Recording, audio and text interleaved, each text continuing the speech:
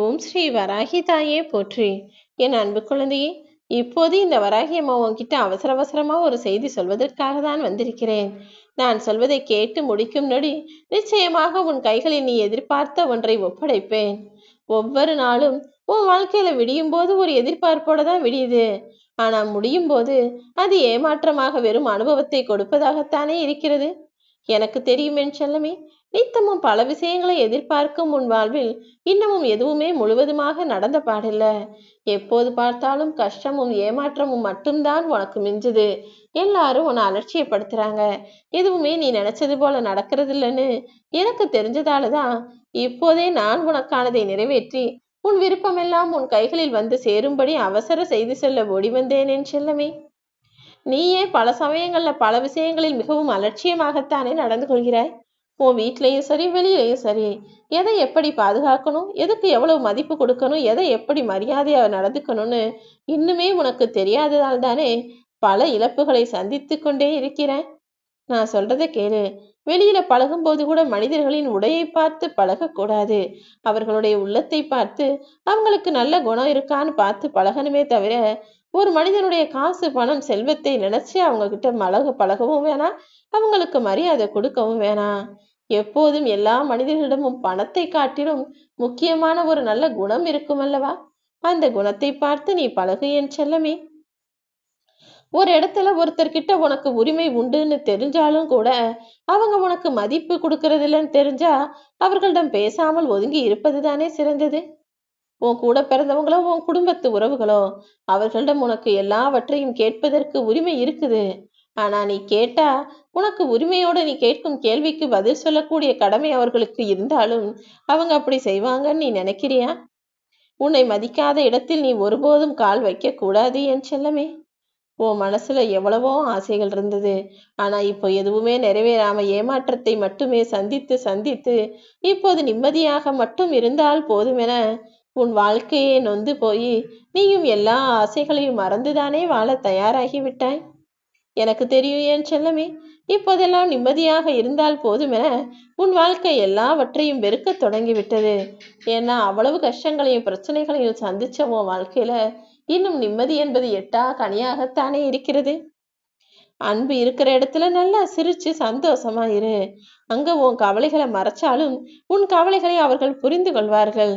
ஆனா அன்பு இல்லாத இடத்துல நீ என்னதான் உன் மன வருத்தத்தை அழுது அழுது புலம்பி சொன்னாலும் கூட அவங்க அடுத்த நிமிஷமே அங்க வெளியில போய் நீ நல்லா நடிக்கிறன்னு தான் உன்னை பத்தி இன்னொருத்தட்ட சொல்வாங்க.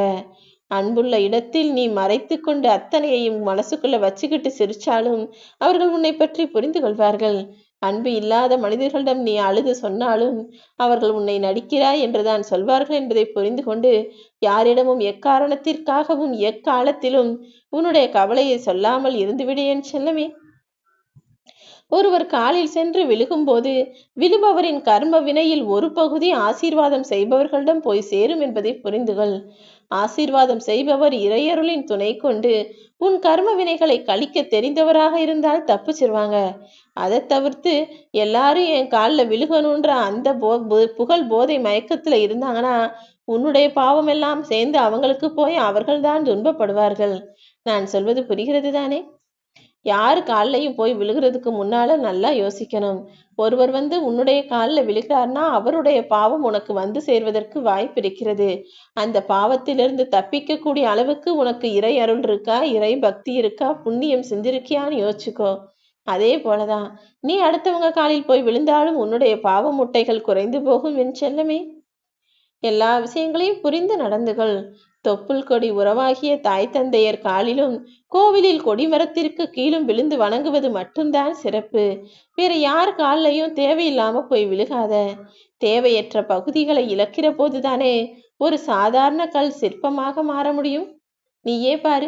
ஒரு சாதாரண கல்லை செதுக்கி செதுக்கி அந்த கல்லை சுத்தி இருக்கிற தேவையற்ற விஷயங்களை உதுத்து உதுத்து தள்ளிவிடும் போதுதான் கடைசியில அந்த சாதாரண கல்லானது அழகான சிற்பமாக மாறும். அதே போலதான் உன் வாழ்க்கையிலும் தேவையற்ற விஷயங்களையும் தேவையற்ற உனது குணத்தையும் தேவையற்ற கெட்ட பழக்க வழக்கங்களையும் உனக்குள்ள இருந்து நீ தள்ளி விட்டுட்டீனா, உனக்குள்ள இருந்து நீ தள்ளி வச்சிட்டீனா, உனக்குள்ள இருந்து நீ துரத்தி அடிச்சிட்டீனா நீ அழகான சிற்பம் போல உன் வாழ்க்கையை அழகாய் நிம்மதியாய் வாழ்ந்து விடலாம் என் செல்லமே. எல்லா உறவுகளையும் நீ நேசிக்கிற, எல்லார்கிட்டையும் அன்பா பாசமா பேசுற. அதே நேரத்துல இன்னொரு விஷயத்தையும் நீ செய்யணும். உறவுகளை நேசிக்க தெரிந்த அளவுக்கு அவர்களிடமிருந்து ஒதுங்கி நிற்கவும் கத்துக்கணும். ஏன்னா நம்ம உறவுகள் நம்ம சொந்தம் தானன்னு ரொம்ப நெருங்கி போய் பேசினா ஏதாவது ஒரு காலகட்டத்துல அவங்க தேவைக்கு மட்டும் உன்னை பயன்படுத்திட்டு தூக்கி எறிஞ்சிருவாங்க. இல்லைன்னா உன்னை மட்டம் தட்டி பேசுவாங்க. உன்னை அடிமையாக்க பார்ப்பார்கள். ஏனெனில் இந்த உலகம் மிகவும் போலியானது தானே. சுயநலம் மட்டுமே நிறைந்த இந்த உலகத்தில் யார் யாருக்கு நல்லது செஞ்சாலும் அடிமையாக மட்டும்தான் நினைக்கிறாங்க. என் அன்பு பிள்ளையே, உனக்கு எவ்வளவு வருமானம் இருக்கோ அதற்கு உண்டான வாழ்க்கையை வாழ பழகிக்கிட்டா நிம்மதி உன்னை தேடி வரும். அதை விட்டுட்டு என்னுடைய வரவு இவ்வளவு இருந்தாலும் என்னால செலவை கட்டுப்படுத்த முடியலன்னு உன் இஷ்டத்துக்கு பார்க்குற விஷயங்களையும் பார்க்குற பொருளையெல்லாம் வாங்க ஆசைப்பட்டா நீ கஷ்டமா கடனாளியாகத்தானே நிற்க நேரும். எப்போதும் வரவுக்கேற்ற செலவு செய்யக்கூடிய வாழ்க்கையை வாழக்கூடிய பிள்ளையாக நீ இரு. தேவையில்லாத சில நினைவுகளை நீ சுமந்து கொண்டே இருந்தால், தேவையில்லாத கவலைகளையும் குழப்பங்களையும் யோசிச்சுக்கிட்டே இருந்தீனா உன்னுடைய வாழ்க்கை உனக்கே சுமையாக மாறிவிடும் என் செல்லமே. அப்புறம் நீயே கூட உனக்கு சுமையா இருப்ப. என்னடா இது, இந்த வாழ்க்கையை நம்ம வாழணுமா? இந்த வாழ்க்கையில எப்ப பார்த்தாலும் கஷ்டமும் பிரச்சனைகளும் மட்டும்தானே இருக்குன்னு நீயே உன்னை சுமையாக நினைக்கக்கூடிய காலகட்டம் வந்துடும். அதனால்தான் தேவையற்ற விஷயங்களை நினைக்காதே, யோசிக்காதே, வருந்தாதேன்னு சொல்றேன். உன்னுடைய பயம்தான் எதிரிக்கு தைரியத்தை தரக்கூடியது. முதல்ல பயப்படுறதை நிறுத்து. எப்போது மனசை அமைதியா நிதானமா தெளிவா வச்சுக்கிட்டினா எந்த குழப்பமும் உன்னை நெருங்கக்கூட முடியாது என் செல்லமே. நீ மனசளவுல மிக உறுதியாகவும் தைரியமாகவும் தெளிவான ஆளாகவும் இருக்கணுன்றதுதான் இந்த வராகி அம்மா என்னுடைய ஆசையும். வெயிலில் செருப்பில்லாத பாதமும் வாழ்க்கையில பொறுப்பில்லாத துணையும் வலியையும் வேதனையும் கொடுக்கக்கூடிய விஷயங்கள் தானே. நல்லா கொளுத்துற வெயில்ல காலில் காலனி போடாம போயிட்டா அது எப்படி உன்னை சுற்றி எரிக்குமோ அதே போலதான் இப்போதும் உலக வாழ்க்கையை வாழ்ந்து கொண்டிருக்க மனிதர்கள் பல பேருக்கும் தன்னுடைய துணை ஏதோ ஒரு விதத்துல சரியில்லாம பிரச்சனையை கொடுக்கும் போது நொந்து வலியையும் வேதனையையும் அனுபவிக்க கூடியவர்களாக வாழ்கிறார்கள். எல்லாரும் தன்னுடைய துணை நல்லா அமைஞ்சிரும், தனக்கு ஆசைப்பட்ட மாதிரி குடும்பம் அமைஞ்சிடணும்னு தான் சந்தோஷமா கல்யாணம் பண்றாங்க. ஆனா கடைசி வரை கஷ்டத்தை அனுபவிப்பவர்கள் பல பேர் இருக்காங்க. என் தங்க பிள்ளைகளே, வாழ்க்கையில் வலியையும் வேதனையும் கொடுக்கக்கூடிய கெட்ட விஷயங்களை மறந்துவிட்டு பொறுப்போடும் அன்போடும் பாசத்தோடும் குடும்பத்தை வழிநடத்தக்கூடிய கடமையோடும் இருக்க முயற்சி செய்யுங்க. அதுதான் இந்த வராகி அம்மாவுக்கு மிகவும் பிடிச்ச விஷயம்.